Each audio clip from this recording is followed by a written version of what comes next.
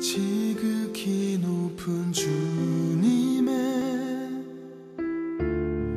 낮이 성소로 들어갑니다. 세상의 신을 벗고서 주 보좌 앞에 엎드리리. 내 주를 향한 사랑과 그 신뢰가 사그러져 갈 때 하늘로부터 이곳에 장막이 오늘은 4장을 통해서 우리가 함께 나눌 은혜는요, 예수 그리스도를 닮아가라는 거예요. 우리에게요. 근데 예수 그리스도가 어떤 분에게 닮아가냐? 우리 성경에서 예수 그리스도에서 규정하고 있는 여러 가지 구절들이 있는데요. 오늘은 제가 제 오늘 말씀의 주제에 합당한 것 두 가지만 함께 나누도록 하겠습니다. 우리 히브리서 5장을 한번 펴보세요. 히브리서 5장에 예수님에 대해서 무엇이라고 그렇게 말씀하고 있는가에 대해서 우리가 한번 살펴보면은, 왜 베드로가 이렇게 고난을 통해서 우리에게 예수를 닮으라고 하는지 우리가 쉽게 우리가 말씀을 통해서 알 수 있습니다. 7절부터 우리 10절입니다. 함께 한번 읽어보겠습니다. 히브리서 5장 7절에서 10절입니다. 그가 육체에 계실 때에 자기를 죽음에서 능히 구원하실 이에게 심한 통곡과 눈물로 간구와 소원을 올렸고 그의 경외하심을 위하여 들으심을 얻었느니라. 그가 아들이시라도 받으신 고난으로 순종함을 배워서 온전하게 되었은즉 자기를 순종하는 모든 자에게 영원한 구원의 근원이 되시고 하나님께 멜기세덱의 반차를 쫓는 대제사장이라 칭함을 받았느니라. 히브리서 5장 7절부터 10절은 우리에게 굉장히 중요한 말씀을 전해주고 있는데요. 뭐냐면은 예수님께서도 고난을 통해서 순종하는 것을 배웠다는 거예요. 여러분, 우리가 주님에게 하나님의 말씀에 순종하기를 원합니까? 그러면은 우리가 고난을 통해서 배운다는 거예요. 그리고 그렇게 순종함을 배워서 온전하게 된다는 거예요. 그러니까 하나님의 백성이 온전하게 되는 것은 무엇을 통해서입니까? 순종을 통해서요. 순종하지 않으면 절대로 온전해지지 않는다고 하는 겁니다. 그런데 그 순종은 고난을 통해서 배운다고 하는 거예요. 자, 그렇게 순종을 통해서 고난을 통해서 순종을 배우고 온전케 된 이 예수 그리스도께서 모든 자의 구원의 근원이 되었다고 하는 겁니다. 그리고 하나님께서 이 주님을 대제사장이라고 칭하셨다. 그렇게 말씀하고 있습니다. 자, 그 다음에 우리가 빌립보서 2장을 보겠습니다. 잘 머릿속에 들어놓 두시기 바랍니다. 빌립보서 2장 5절부터 11절 잘 아는 말씀입니다.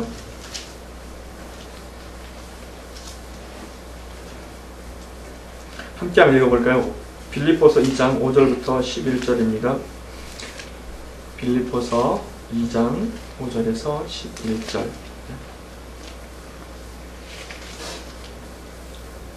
함께 읽겠습니다. 시작. 너희 안에 이 마음을 품으라. 곧 그리스도 예수의 마음이니 그는 근본 하나님의 본체시나 하나님과 동등됨을 취할 것으로 여기지 아니하시고 오히려 자기를 비워 종의 형체를 가져 사람들과 같이 되었고 사람의 모양으로 나타나셨음에 자기를 낮추시고 죽기까지 복종하셨으니 곧 십자가에 죽으심이라. 이러므로 하나님이 그를 지극히 높여 모든 이름 위에 뛰어난 이름을 주사 하늘에 있는 자들과 땅에 있는 자들과 땅 아래에 있는 자들로 모든 무릎을 예수 이름에 꿇게 하시고 모든 이름으로 예수 그리스도를 주라 신하게 하여 하나님 아버지께 영광을 돌리게 하셨느니라. 하나님과 동등되셨지만은 그 동등됨을 취하지 않고 오히려 자기를 비워서 종의 형체를 입으셨다는 거예요. 그리고 죽기까지 복종하셨다는 겁니다. 그러자 하나님께서 그 주님을 지극히 높이셨다는 거예요. 그래서 모든 이름 위에 뛰어난 이름을 주시고요. 모든 무릎을 예수 그리스도에 꿇게 하시고요. 즉 모든 권세를 예수님에게 주셨다는 겁니다. 그리고 그 예수님을 모든 사람의 주로, 모든 사람의 왕으로 세우셨다고 하는 겁니다. 이게 성경에서 말하는 예수 그리스도론입니다. 주님께서 하나님과 같으시며 본체이시면은 자기를 비워 죽기까지 순종함으로써 온전해지시고요. 그렇게 온전해지시자 하나님께서 예수 그리스도를 높여서 모든 사람들의 주로 삼으셨다고 하는 겁니다. 그리고 모든 권세를 그 주님의 발 아래 꿇게 하셨다고 하는 것이죠. 자, 이 말씀은 무슨 말이냐면요. 성경에서는 예수 그리스도가 바로 온전한 인간으로 이 땅에 오셔가지고 우리와 같은 사람이시지만은 하나님의 뜻을 온전히 순종하며 이루시는 그러한 분으로 우리에게 예수님을 제시하시는 거예요. 즉 우리의 신앙의 모델이 바로 예수 그리스도라고 하는 겁니다. 그러니까 우리가 예수님처럼 살 수 있습니다. 그렇죠? 어떻게 예수님처럼 살 수 있습니까? 그것은 예수님께서 이 땅에 오셨을 때 어떻게 하셨냐를 잘 보면 되는 겁니다. 예수님께서 이 땅에 오셔서 항상 기도하시고 하나님께서 항상 하시는 것을 보시고 그 일을 하셨다라고 그렇게 말씀했습니다. 그래서 이 예수님께서 항상 하나님께 순종하고 하나님의 뜻을 드러낸 것이 잘 표현한 복음서가 바로 요한복음입니다. 그래서 그 요한복음은 항상 주님께서 성령과 동행했다는 것을 하나님 말씀에 순종하고 하나님 말씀을 따르고 했다는 것으로 그렇게 표현을 하고 있는 거죠. 그러니까 성령의 인도하심을 받았다는 겁니다. 그래서 그러니까 요한복음을 자세히 보면은 주님이 어떻게 성령의 인도하심을 받았는지가 잘 드러납니다. 그러니까 성령의 인도를 통해서 하늘 높은 보좌를 버리고 이 땅에 낮고 천하는 우리 가운데 오셔서 종의 형체를 입었지만은 하나님의 말씀에 온전히 순종할 수 있었다고 하는 거예요. 그러니까 우리도 이 시대에 어떻게 살아야 한다는 겁니까? 성령의 인도하심을 받아야 한다는 거예요. 그러니까 고난에 따라도 성령의 인도하심을 받음으로 우리가 그 고난을 이겨낼 수 있다고 하는 것이죠. 그렇죠? 성령의 충만함으로 이 고난을 이겨낼 수 있기를 바랍니다. 그러면서 이 베드로는 우리에게 예수 그리스도를 닮아가라 라고 그렇게 말씀하고 있습니다. 예수 그리스도가 우리의 신앙의 모델이다. 그러니까 예수 그리스도처럼 되어라 라고 그렇게 말씀하는데요. 4장 1절 보면요. 그리스도께서 이미 육체의 고난을 받으셨으니 라고 이렇게 우리에게 말씀하는데요. 전체적으로는 예수 그리스도에게 이렇게 다시금 베드로가 조명을 하는 겁니다. 지금껏 베드로가 계속 주님에게 초점을 맞추라고 이렇게 말씀하면서 오늘 다시 한번 결론적으로 주님에게 초점을 맞추라고 이렇게 말합니다. 왜 베드로가 이렇게 주님에게 초점을 맞추고 주님을 강조했을까? 한번 생각해 보세요. 그것은 베드로가 자신의 삶에서 그리고 자기의 그 모든 신앙의 경험을 통해서 그것을 확증을 한 거예요.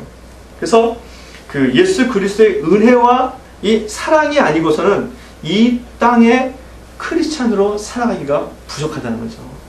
살아갈 수가 없다고 하는 겁니다. 하나님의 은혜와 하나님의 그 사랑이 나타나지 않는 삶은 성도들이 살기가 어렵다고 하는 겁니다. 그래서 그리스도를 본받으라고 하는 거예요. 그래서 다른 말로 말하면요. 우리가 주님을 본받고 주님처럼 그렇게 날마다 우리의 삶을 드릴 때에 성령께서 우리 가운데 역사하신다고 하는 거예요. 그러면은 우리가 주님을 본받고 성령께서 우리 가운데 역사하시면은 거기에 더불어 하나님께서도 역사하신다는 겁니다. 그래서 우리의 삶이 변화가 되어진다는 거예요. 그렇죠? 그러니까 우리가 주님처럼 닮아갈 수 있기를 바랍니다. 그런데 이 4장 1절에는 이 한국말 성경에는 뭐가 생략이 되냐면요. 그러므로가 생략되어 있어요. 그러므로. 영어 성경에는 therefore가 나와 있습니다. 근데 우리 한국말 성경에는 그러므로가 생략되어 있는데 이 그러므로는 3장 8절부터 22절까지를 이렇게 다 받아서 그러니까 이렇게 됐으니까 그러므로 너희는 예수 그리스도를 닮아가라 라고 이렇게 이야기하는 겁니다. 그러니까 예수 그리스도의 그 모델을 주어지고요. 그리고 다시 예수 그리스도를 닮아가라 라고 우리에게 그렇게 이야기하고 있는 겁니다. 그러니까 우리가 예수 그리스도를 닮고 예수 그리스도처럼 해야 하는 것은 뭐냐면 주님도 우리처럼 고난을 당했기 때문이라는 거예요. 그러니까 우리도 당연히 그 고난을 어떻게 할 수 있다는 겁니까? 당할 수 있다는 거예요. 그리고 고난을 극복할 수 있다고 하는 겁니다. 그것이 뭐냐면요, 지금 베드로가 무슨 이야기를 하는 거냐면요, 잘 보세요.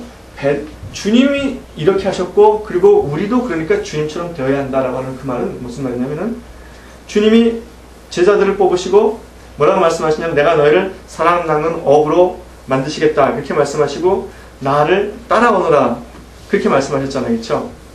근데 바로 그겁니다. 그러니까 제자는 그렇게 해야 한다는 거예요. 제자는 주님을 따라간다는 겁니다. 이게 바로 제자로서의 삶이라는 거예요. 제자로서의 삶. 왜냐면은 그 나를 따라오너라 라고 할 때, 그 따라오너라가 무슨 말이냐면요, 주님의 발자국을 따라간다는 거예요. 그러니까 주님의 발자국을 따라간다고 할 때, 그것을 베드로는 무슨 그 문학적인 의미로 받아들인 거죠. 그렇죠? 주님의 그 하신 그것들을 그대로 한다는 거예요. 그대로. 그러니까 우리가 그대로 할 때 우리 삶 가운데 하나님의 역사가 있는 것을 믿으시기를 바랍니다. 그 다음에 그 4장 그 1절에서 이미 육체의 고난을 받으셨으니, 그렇죠? 이제 이게 내시의 말은 무슨 말인지, 너희도 같은 마음으로 갑옷을 삼으라. 오늘 본문 제목이 뭐냐면은 그 주님과 같은 마음으로인데, 바로 여기서 온 겁니다. 같은 마음으로. 마음이 뭐냐면요, 이게 그 원래의 뜻은 생각이라는 뜻입니다. 근데 영어 성경에서는 이것을 그 자세 혹은 태도로 바꾼 그런 번역도 있는데요. 다시 말하면 뭐냐면은, 예수님과 같은 생각을 하라, 예수님과 같은 태도를 가져라, 예수님과 같은 자세를 가져라라고 하는 거예요. 그 다음에 갑옷을 삼으라 라고 했는데, 이것은 그 예수님의 생각과 행동과 그런 마음, 그것을 가지고 우리가 이렇게 덧입을 하는 거예요. 덧입으라고 하는 거. 근데 이 본래 이 단어가 가지고 있는 이 갑옷을 삼으라 라고 하는 이 단어가 뜻하는 게 뭐냐면요, 갑옷을 입은 군인이 되라는 뜻이에요. 갑옷을 입은 군인이 되라. 이게 신약 성경에서 여기에 딱 한 번 나오는 구절인데요, 그 에베소 6장 13절에 나와 있는 하나님의 전신갑주를 입으라 라고 하는 것과 또 다른 말입니다. 그래서 갑옷을 입은 군인이 되는 거예요. 결국 뭐냐면은, 우리 그리스도인들은 예수 그리스도와 같은 생각, 같은 자세, 같은 그런 태도로 자신의 겉옷을 삼아야 한다는 거예요. 겉옷을 삼 때 그 겉옷, 군인들처럼 갑옷을 입은 군인이 되라고 하는 거예요. 무슨 말씀인지 너무 쉬운데 제가 너무 어렵게 합니까? 오늘의 본문 말씀을 1절부터 6절은 천천히 읽으면 무슨 뜻인지 다 알 수 있도록 되어 있어요. 그래서 예수 그리스도의 마음과 자세와 혹은 생각을 입으라고 하는 거예요. 그게 성도라고 하는 겁니다. 그게.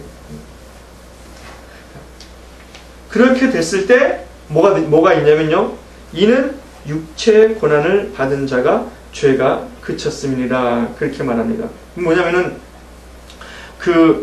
이 예수님께서 그렇게 고난을 당하시고, 그리고 예수님께서 고난을 당할 때 그 생각으로 우리가 갑옷을 입으면은요, 더 이상 죄가 우리를 주관하지 않는다는 거예요. 그 고난을 통해서 우리가 그 고난을 이겨냈을 때 우리가 더 이상 죄의 그 종이 되거나 죄의 노예가 되지 않는다고 하는 겁니다. 이게 무슨 말이냐면요, 이 고난이 우리에게 주는 목적이, 베드로는 1장 7절에서 성도들이 고난을 통해서 예수 그리스도가 나타날 때 존귀와 영광과 칭찬을 얻기 위해서라고 그렇게 말씀했잖아요. 그렇죠?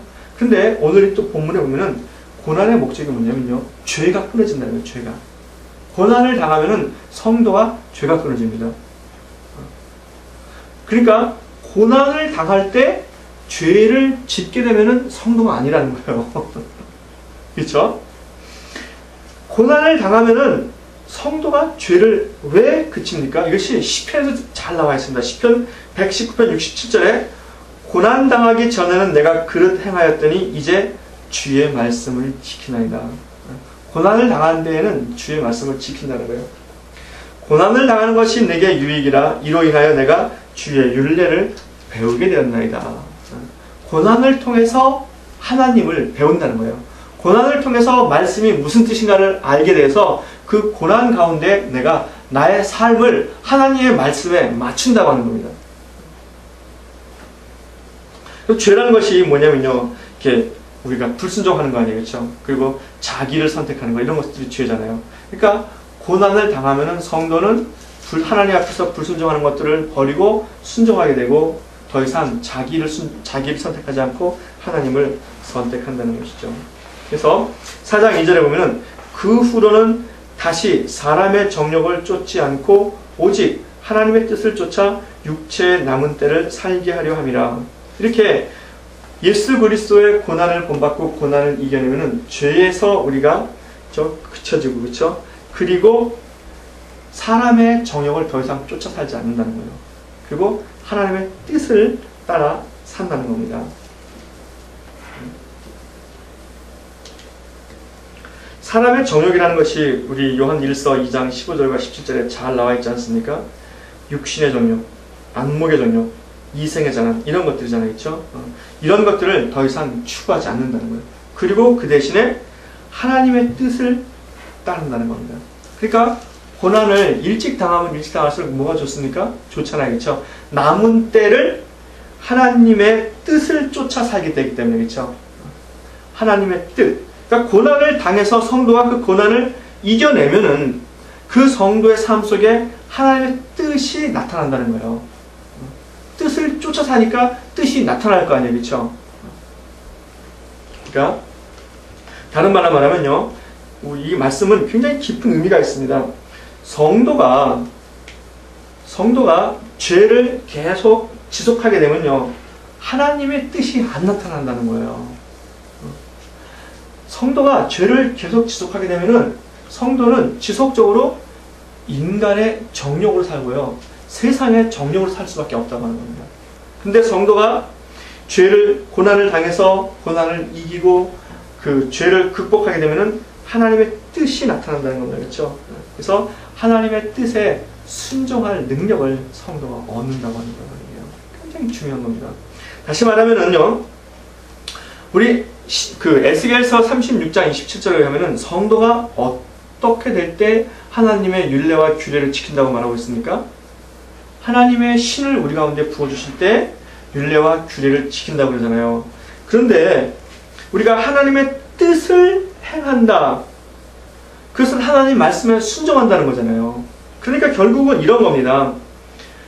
우리가 고난을 통해서 하나님 앞에서 연단을 받고 그 고난 속에서 하나님에게 순종함을 배우고 죄가 끊어지면요, 우리 성도는 하나님의 신이 우리 가운데 지속적으로 역사해서 하나님 말씀을 지키며 그 하나님의 뜻이 드러나는 삶을 산다는 거죠. 그러니까 결국 성령이 계속 우리 가운데 역사한다는 거예요. 굉장히 중요한 말씀입니다. 그러니까 성도가 고난을 통해서 얻는 유익이 많다고 하는 거예요, 여러분. 그렇죠? 얼마나 많습니까? 고난을 통해서 얻는 유익이.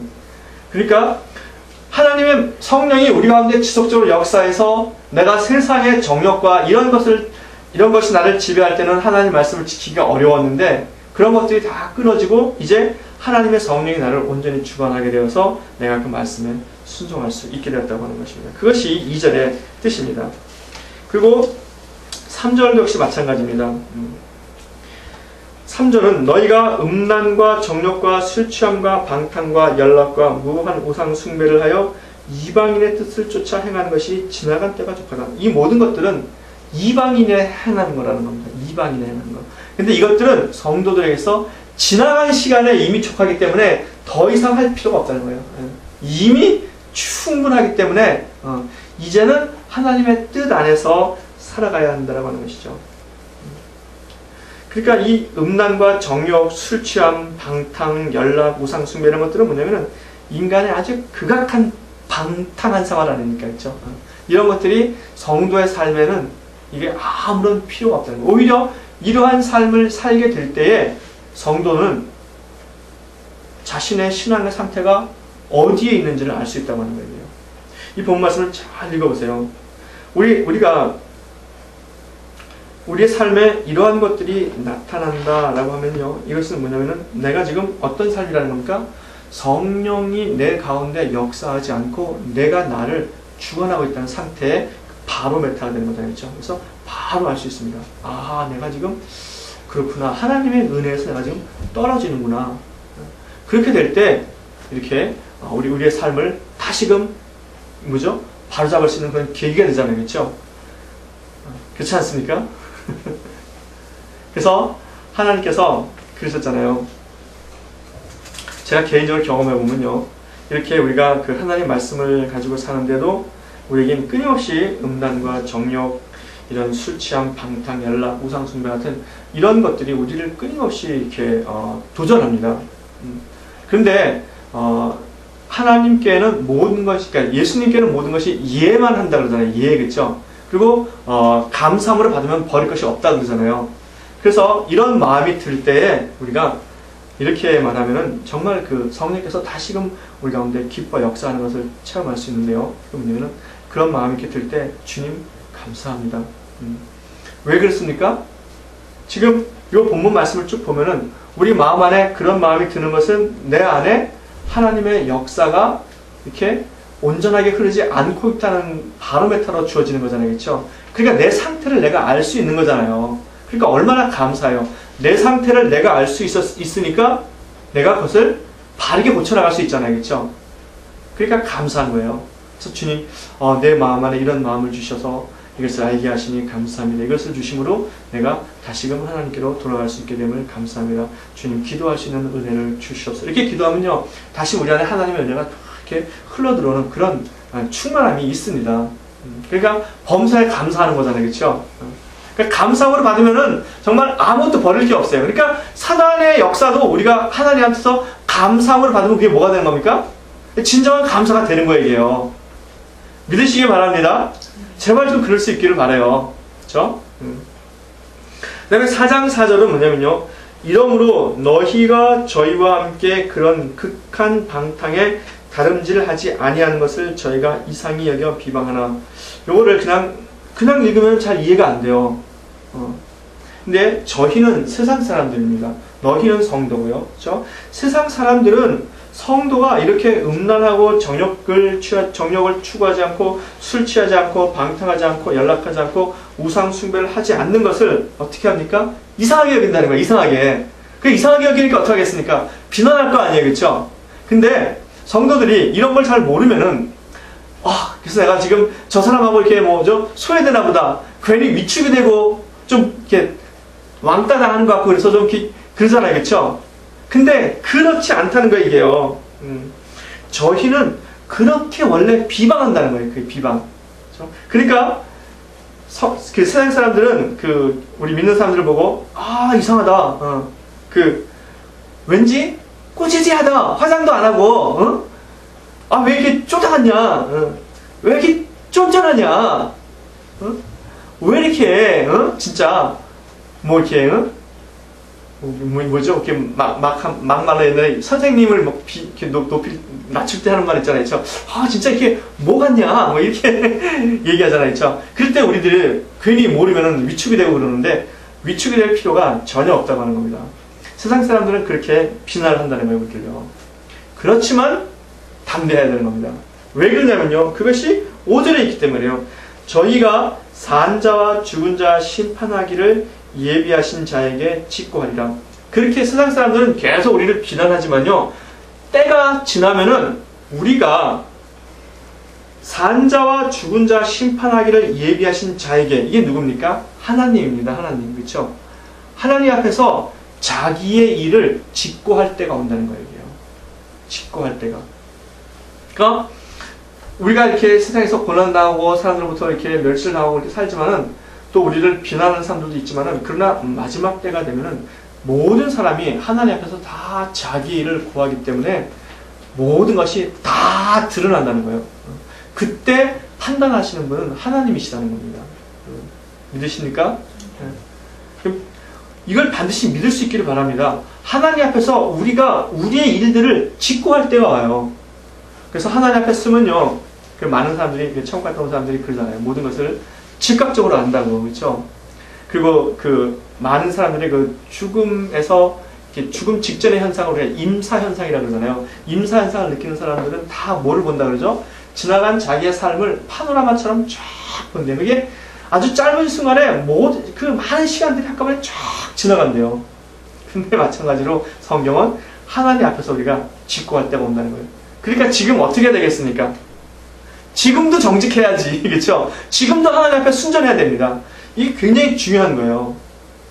하나님 앞에 우리가 온전한 게 바로 이 순전하고 정직해야 한다는 겁니다. 이게. 하나님은 모든 것을 다 아세요. 그리고 마지막 그때 우리가 우리 입으로 자백할 날이 온다고 하는 겁니다. 그러니까 지금 아예 하나님 앞에서 잘못한 것이 있으면 주님 제가 이렇게 잘못했어요. 미리미리 고백을 하자는 거죠. 그렇죠? 그리고 삶을 바르게 잡자는 거예요. 그럴 수 있기를 바랍니다. 네. 지금 그러니까 보세요. 제가 그 지난주에 우리 집사님이 오셔가지고 같이 예배를 드렸는데 집에 와서 하시는 말씀이 그런 얘기를 하셨어요. 다 그 정확한 내용은 기억이 안 나는데 사람들은 누가 보면은 하고 안 보면 안 하는데 우리들은 하나님이 다 보시니까 항상 정직하지 않습니까? 이런 말씀을 하셨어요. 잠깐 지나가는 말씀으로 제가 그걸 탁 들었어요. 아 그렇구나. 예. 그래서 다음 주에 꼭 말해야지 하면서 시간에 말을 합니다.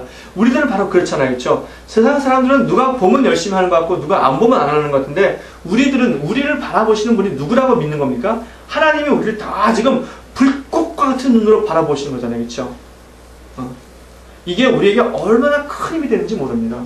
불꽃과 같은 눈으로 바라보신다는 것이 하나님이 우리를 아신다는 거잖아요. 그렇죠? 우리의 연약함을 아시기 때문에. 그러니까 연약함을 아시기 때문에 우리가 연약할 때는 연약하다고 얘기할 수 있어야 돼요. 그렇죠? 그리고 우리가 하나님께서 우리를 다 보시기 때문에 우리의 범죄함과 우리의 추악함을 하나님 앞에 그대로 드러낼 수 있어야 돼요. 그래서 그런 행동을 하지 않아야 한다는 겁니다. 그렇죠? 그러니까 할 수 있으면은 우리가 그런 행동들을 더욱더 하지 말고 하나님이 보시기에 좋은 행동, 온전한 행동들을 할 수 있어야 돼요. 하나님은 마음 중심을 보신다 그러잖아요. 그렇죠? 이 마음 중심을 보시기 때문에 사람들은 어떨지 모르지만 하나님한테는 이게 딱 드러나는 거예요. 그렇죠? 그러니까 그날에 만약에 그렇다 그러면 얼마나 이게 창피할 거예요. 그렇죠? 보세요. 혹시 하나님 앞에 마지막에 섰는데 직구할 때가 있는데 1대1로 할까요? 아니면 그때 같이 간 사람들은 다 같이 할까요? 아니면 함께 신앙생활했던 사람들 앞에서 할까요? 이 진짜 생각만 하면 어떡합니까? 아찔하지 않습니까? 아찔하잖아요. 아찔하지요. 그쵸? 안 아찔합니까? 여러분 아찔할 일이 없는가 봐요. 저는 아찔합니다. 그래서 틈만 나면은 미리미리 다 이렇게 정리할 수 있기를 바랍니다. 자, 그 다음에 4장 6절은요. 이를 위하여 죽은 자들에게도 복음이 전파되었으니 이를 위하여가 뭐냐면요. 직고하는 거예요. 직고하는 거. 하나님의 직고하는 게 아니고 심판하는 겁니다. 이게 심판이잖아요. 심판자리 앞에서 직고한다는 거니까 심판을 위해서 복음이 예비됐다는 거예요. 왜 예비되었습니까? 복음으로 인해서 심판 앞에서 살 사람이 있고 죽을 사람이 있다는 거예요. 그래서 우리 믿는 사람들이 육체로는 죽음과 같지만은 마지막 날에 영으로는 하나님 앞에서 사는 거예요. 어떻게 삽니까? 하나님처럼 산다는 겁니다. 하나님처럼 산다는 게 우리에게 있어 이게 엄청난 충격으로 와야 되는 겁니다. 우리가 복음을 믿고 예수 그리스도의 은혜 안에서 구원을 얻고 영생을 얻게 되면요. 우리가 천사처럼 사는 것이 아니라 하나님처럼 산다는 겁니다. 하나님처럼 영으로 산다는 게 아니라 영으로서 하나님처럼 산다는 거예요. 하나님처럼. 하나님과 같은 형질이 된다는 거예요. 같은 형질이. 이게 히브리서 2장에 나와 있잖아요. 그렇죠? 부르신 자와 부르심을 입은 자들을 형제라 하기를 부끄러워하지 않는다 그러셨잖아요. 주님께서. 그러니까 주님과 우리가 형제입니다. 자, 개와 사람이 형제가 될 수 있을까요? 그럴 수 없어요. 그렇죠? 같은 사람끼리 형제가 되는 겁니다. 그렇죠? 같은 형질이 되는 거예요. 같은 질. 그러니까 질적인 차이가 없다는 거예요. 이게. 자, 그래서 사람들이 영원히 산다는 거예요. 영원히. 너무너무 은혜가 아닙니까? 그렇죠? 이를 위하여, 그러니까 복음으로 인해서 사람들이 영벌과 영생으로 나뉘어진다고 하는 겁니다. 이것이 무엇과 연관이 되어 있다는 겁니까? 고난과 연관이 있다는 거예요. 고난과. 그렇죠? 고난을 잘 극복하고 믿음으로 온전케 되고 죄가 끊어지고 더 이상 세상의 것들을 추구하지 않고 하나님의 뜻을 구하게 되고 또 세상 사람들이 비난해도 그 비난을 잘 이겨내면은 마지막 때에 하나님 앞에서 직고할 때가 있는데 그때의 영생을 얻기 위해서 우리가 영으로는 하나님처럼 산다고 하는 겁니다. 이것이 초대교회 성도들에게 얼마나 큰 소망이 되겠습니까? 아니 초대교회 성도들에게만 소망이 되겠습니까? 우리에겐 지금 소망이 되지 않습니까? 놀라운 거잖아요. 그렇죠? 요한복음 10장에 우리가 잘 읽지 않는 구절에 하나님의 말씀을 들은 자들을 뭐라 그러니까 신이라 그러잖아요. 그렇죠? 신. 우리가 신이 되는 거예요. 신이. 산에 가서 도닦을 필요가 없다니까요. 예수 그리스도의 말씀을 믿고 말씀대로 살고 말씀이 우리 가운데서 역사하면 우리가 마지막 때에 신이 된다고 하는 겁니다. 신이. 놀랍지 않습니까? 그렇죠? 우리가 마지막에 사는 곳이 어디입니까? 어디가 살까요? 우리가요. 많은 사람들이 그 성도들이 요한계시록에 보면 어디서 산다 그러죠? 새 예루살렘에 산다 그러잖아요. 그렇죠? 거기에 하나님이 계시다 그러잖아요. 하나님의 성전이. 그렇죠? 그래서 거기서는 해와 달과 별이 없다 그러잖아요. 왜? 하나님이 빛이 되시기 때문에. 그렇죠? 그러니까 새 하늘과 새 땅에 산다는 거잖아요. 그렇죠? 삼층천에 산다는 거 우리가 삼층천에. 그렇죠? 근데 어떻게 삽니까? 하나님처럼 산다는 하나님처럼. 놀라운 은혜지 않습니까? 우리가 뭐 특별히 천국 갔다 온 사람들의 간증을 읽지 않아도 이런 것들만 읽어도 우리 가운데 이미 충분히 하나님의 은혜가 넘치는 겁니다. 그렇죠? 자. 그래서 이런 본문 말씀을 통해서 우리 성도들은 어떤 자세를 가져야 되겠습니까? 성도들은 먼저 예수 그리스도와 같은 생각, 같은 자세, 같은 마음을 가질 수 있어야 됩니다. 고난에 대해서 여러분 우리가 연약할 때는 어떻게 하든지 이 고난을 피해갔으면 좋겠다. 그렇게 생각을 하지만은 우리가 주님처럼 할 수 있기를 바랍니다. 그렇죠? 내 잔을 이렇게 뭐죠? 내게서 떠나게 해달라고. 그러나 내 뜻대로 마시고 아버지의 뜻대로 해달라고 주님께서 그렇게 기도하시잖아요. 그렇죠? 우리가 할 수 있거든요. 애매히 고난을 받을 필요는 없지만요. 그러나 하나님의 뜻이라 그러면은 그것을 묵묵히 잘 감당할 수 있기를 바랍니다. 아셨죠? 주님의 마음을 가지시기 바랍니다. 그 다음에 갑옷을 입는 자가 되시기 바랍니다. 갑옷을. 주님으로 갑옷을 입으세요. 주님의 고난으로, 주님의 그 자세로, 주님의 생각으로 우리가 갑옷을 입으시면요. 그 갑옷이라는 게 화살과 이런 무기들을 이렇게 막는 거잖아요. 그렇죠? 그러니까 내 본래의 생각을 지켜나갈 수 있습니까? 없습니까? 지켜나갈 수 있는 거잖아요. 그렇죠? 내가 그런 외적인 유혹과 환란과 정욕 이런 것 때문에 내가 죽는 것이 아니라 살아갈 수 있는 거잖아요. 보호를 받으니까. 그러니까 그것을 끝까지 유지해 나갈 수 있는 거잖아요. 그렇죠? 그러니까 예수 그리스도의 생각과 자세와 이런 것들로 갑옷을 입는 자가 되시기를 바랍니다. 그 다음에 정욕이 아니라 하나님의 뜻을 구하는 사람이 될 수 있기를 바랍니다. 하나님의 뜻을 구하시기 바랍니다. 그래서 성도는 더 이상 교회 안에서 자아 추구가 아닙니다. 무엇을 추구입니까? 하나님을 추구하며 살아갈 수 있어야 됩니다. 그렇죠? 하나님을 추구하며 살아갈 수 있기를 바랍니다. 교회에 와서 예배드릴 때만 하나님을 추구하는 것이 아니라 우리 성도는 어디를 가든지 성령과 동행하며 하나님의 역사와 동행하는 거 아닙니까? 그렇죠? 어디서든지 하나님의 뜻을 추구할 수 있기를 바랍니다. 그렇죠? 하나님의 뜻을 구하기 위해서는요. 또 성도에게 뭐가 필요하죠? 뭐가 필요하죠? 들어야 되는 거 아니에요? 그렇죠? 들어야 뜻을 알 수 있는 거 아닙니까? 그렇죠? 그러니까 말씀을 들을 수 있기를 바랍니다. 또 하나님의 뜻을 구할 수 있는 방법이 뭐냐면요. 하나님의 말씀은 우리 가운데 두 가지 형태로 주어집니다. 기록된 말씀으로 주어져요. 그렇죠? 신학적으로는 그 말씀의 세 가지 양태가 있다고 그래요. 첫 번째는 기록된 말씀, 그 다음에 선포된 말씀, 그 다음에 예수 그리스도 있다고 그러는데 그렇게 세 가지 양태로 구분하기도 하지만 이렇게 크게 두 가지를 한번 또 구분해 보면은 이렇게 기록된 말씀, 그 다음에 임하는 말씀 이렇게도 구분을 할 수 있습니다. 그러니까 우리가 기록된 말씀을 읽고 또 우리 가운데 임하는 하나님의 말씀을 우리가 들을 수 있어야 되겠죠. 그래야지 그것을 통해서 하나님의 뜻을 알 수 있는 거 아니겠습니까? 그렇죠? 그러니까 말씀을 듣고 그렇죠? 말씀 우리가 하나님께서 또 말씀을 듣기 위해서는 우리가 계속 물어봐야 되잖아요. 그렇죠? 하나님 오늘 뭘 해야 됩니까? 어떻게 해야 됩니까? 이렇게 자꾸 여쭤보고 그러니까 결국 다른 말로 말하면 무슨 말입니까? 하나님의 뜻을 알기 위해서 우리가 하나님과 지속적으로 교제할 수 있어야 된다는 거죠. 그렇죠? 교제를 할 수 있기를 바랍니다. 교제의 대표는 뭡니까? 기도하는 거잖아요. 그렇죠?